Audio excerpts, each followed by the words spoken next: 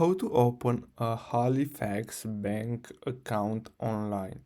So what you're gonna have to do is simply go to halifax.com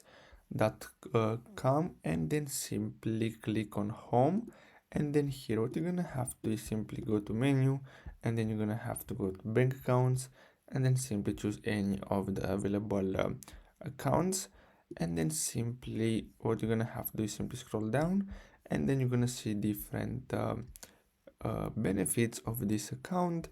All you have to do is simply select if you're a new customer or an existing customer and simply click on this. Then what you're gonna have to do is simply scroll down and click on continue. Here where it says ready to open a current account. Now the next step is to simply enter some personal details like your first name, your address, and basically that's it. So I really hope you found this video helpful. Don't forget to like and subscribe. Thanks for watching.